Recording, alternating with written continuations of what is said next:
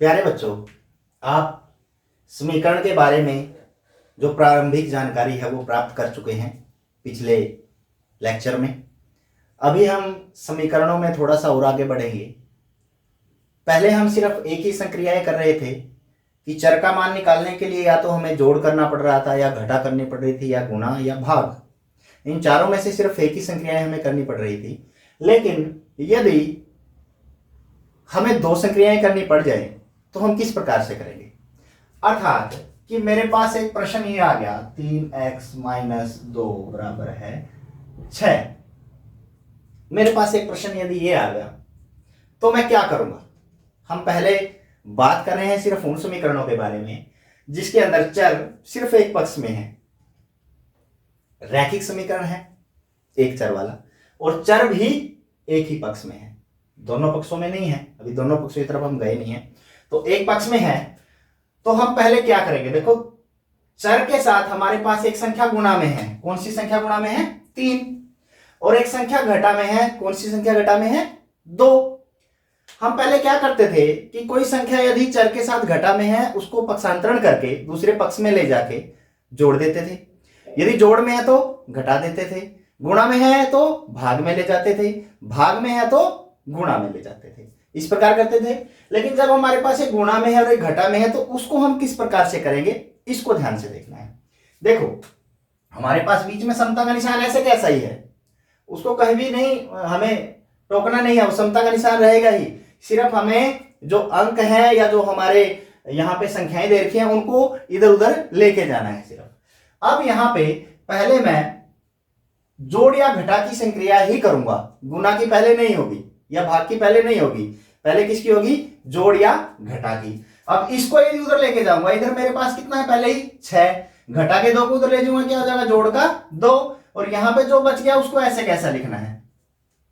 ध्यान रहे, मैं सिर्फ घटा वाली संख्या को उधर लेके गया हूं जो ये जोड़ की हो गई है, और बाकी ऐसे कैसा ही 3x। तो मेरे पास 3x बराबर कितना बच गया? 6 और 2 8।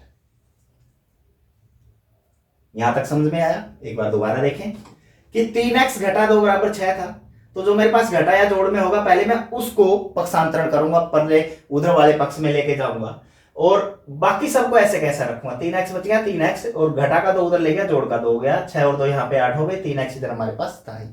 अब ये वही संख्या है, अब ये वही समीकरण है जो हम कल कर चुके हैं कि x के साथ 3 गुणा में है, गुणा में है तो ये 3 यहां कहां चला जाएगा? 8 के भाग में चला जाएगा, उधर क्या बचेगा? x बच जाएगा। तो x बराबर मेरे पास क्या आ गया? 8/3 आ गया।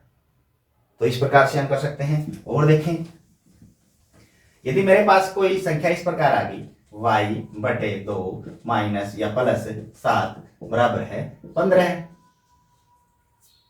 अब इस प्रकार से मेरे पास प्रश्न आ सकता है। तो मैंने कहा था कि पहले घटा ये भाग या गुणा वाले को नहीं टोकना है, हमें किसको लेना है? जो जोड़ या घटा में होगा। जोड़ या घटा हमारे पास 7 है, तो सबसे पहले 7 को उधर लेके जाएंगे। देखो, पहले जो इधर संख्या वो इधर ही लिखनी है, पहले वही लिखनी है। ये नहीं है कि जो हम लेके गएंगे पहले उसको लिखेंगे, तब गड़बड़ करते हैं हम लिखने में। तो 15 पहले ऐसे कैसे ही 7 जोड़ का उधर ले जाएंगे, घटा का 7 हो गया, और यहाँ पे y/2 हमारे पास ऐसे कैसा ही है, बराबर का निशान है। यहाँ पे y/2 है, पहले उसको हल कर लेते हैं। 15 में से 7 घटे, क्या बच गया? 8। अब ये y के बटे में 2 मतलब भाग में है, तो उधर जाके किस में हो जाएगा? ये 2 यहाँ गुणा में आ गया, और यहाँ क्या बच गया? y, क्योंकि ये 2 को हम इधर ले गए, तो y बराबर मेरे पास 8 दूनी 16 बच गया। तो इस प्रकार से हम इसको कर सकते हैं। और देखें कैसे कर सकते हैं ये प्रश्न। और प्रश्न ये हम इस प्रकार से कर सकते हैं कि x जमा 1/3 बराबर है 7/3, या घटा का ले लेते हैं कोई भी एक अंक। 2x जमा 1/3 घटा 7/3। अब इसमें 2x है, उसको ऐसे कैसा रखना है? मैंने कहा था कि जोड़ या घटा में उसको उधर लेके जाना, और इधर जो संख्या पहले है घटा का 7/3 है, इधर पहले ये ध्यान रहे घटा का 7/3 है। और मेरे पास ज्यादा बड़ा प्रश्न हो जाएगा ये, इसको नहीं लेते हैं, पहले आसानी से लेते हैं। मेरे पास यदि ये आ गया कि 2x माइनस 1/2 बराबर है 2x माइनस 2 बराबर है -4। ये मेरे पास कोई संख्या है।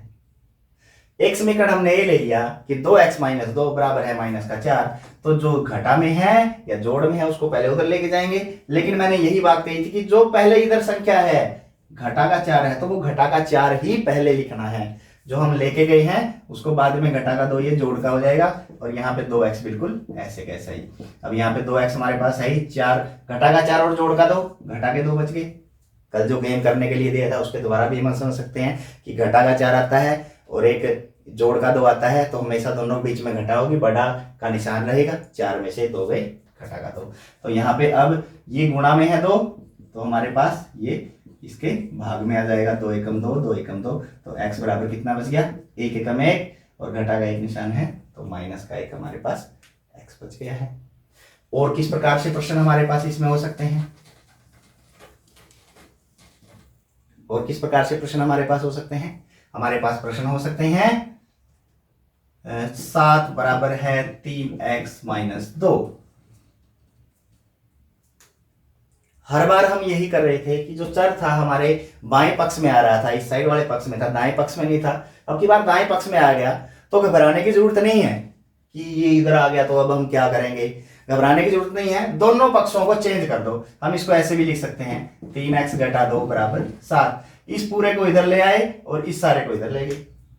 जब दोनों पक्ष पूरे के पूरे संख्याओं के साथ पक्षांतरण करेंगे तो चिन्हों में कोई फर्क नहीं आएगा, क्योंकि फर्क भी आएगा तो माइनस से गुणा करके वो फिर वही का भी आ जाएगा। तो इसको ध्यान में रखना है कि हम इसको ऐसे लिख सकते हैं। अब जो घटा वाला उधर जाके जोड़ में हो जाएगा, ये जोड़ का 2 हो गया, इधर क्या बच गया हमारे पास 3x बराबर 7 जमा 2 कितना हो गया 9, और x बराबर यहाँ से समझ ही गए होगे कि ये 3 कहाँ चला जाएगा, गुणा में है तो भाग में चला जाएगा, 3 एकम 3, 3 3 9, और x बराबर कितना बच गया 3, नीचे 1 है उसको लिखें या ना लिखें। तो बड़ी आसान विधि है ये, और एक एक स्टेप करके हम आगे बढ़ रहे हैं। तो आशा है कि कल वाले काम के बाद आज वाला ये काम भी आपको बहुत अच्छे से समझ में आ गया होगा, और अब आप प्रश्नावली 2.1 करके अपने अध्यापकों को दिखा सकते हैं।